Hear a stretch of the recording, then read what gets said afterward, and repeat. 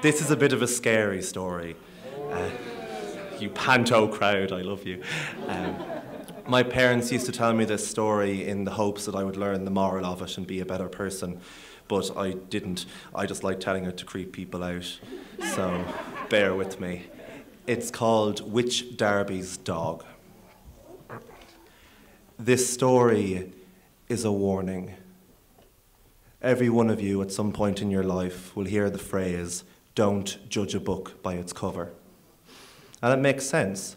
Sometimes the ugly can be beautiful, and sometimes the beautiful can be rotten inside. We all know this.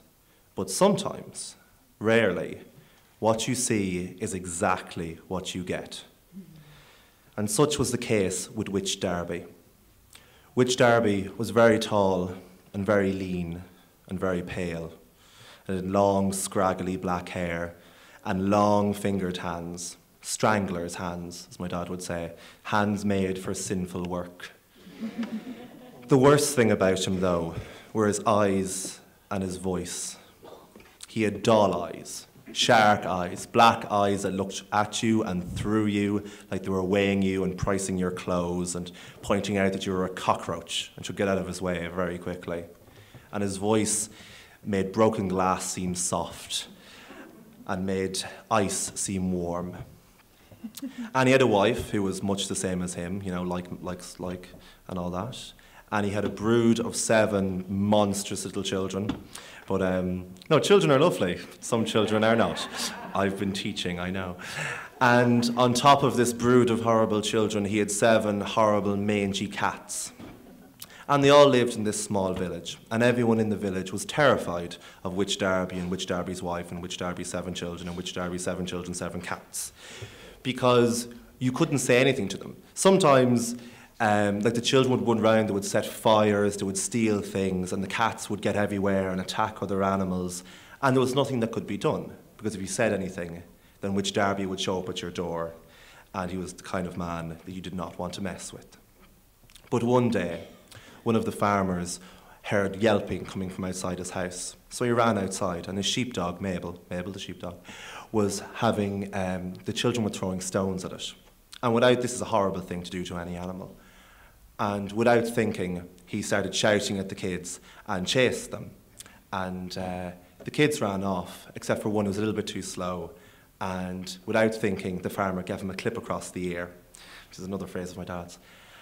And then he stopped, and he looked at the children, and the children looked back at him, and he realised he had just given a clout across the ear to Witch Darby's son.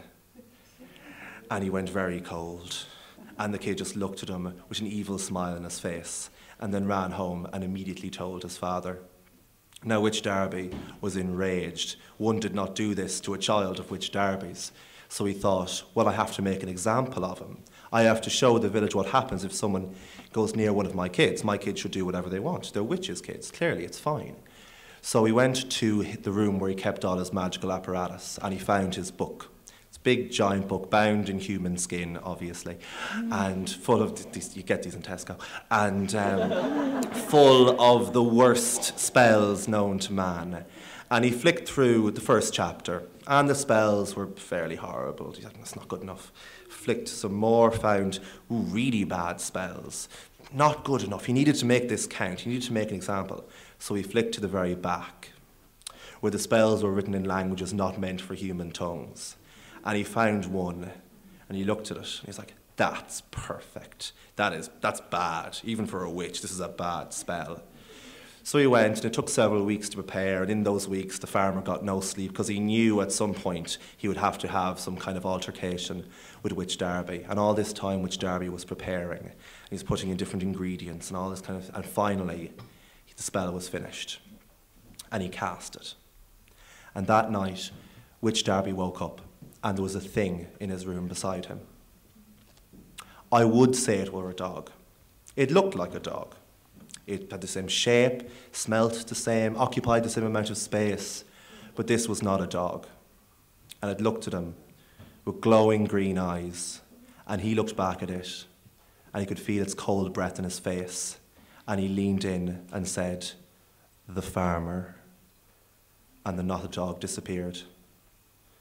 In the morning, the The whole village was talking about it. The farmer just mysteriously disappeared. There was nothing left of him. No one could figure out what had happened, no footprints, no CSI, DNA evidence. He had just disappeared. And everyone in the village turned and looked at Witch Darby, and they knew, couldn't prove it, but they knew that he had gotten his revenge.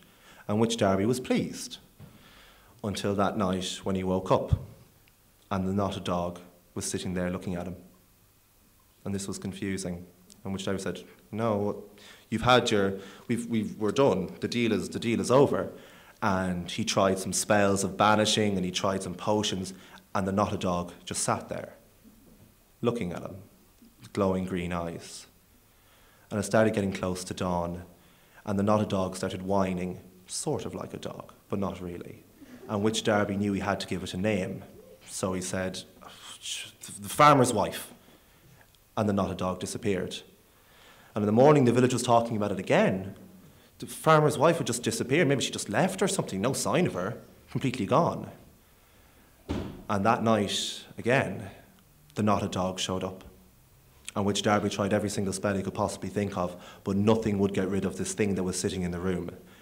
And with fear mounting in his heart, he gave it another, the grocer, and it disappeared.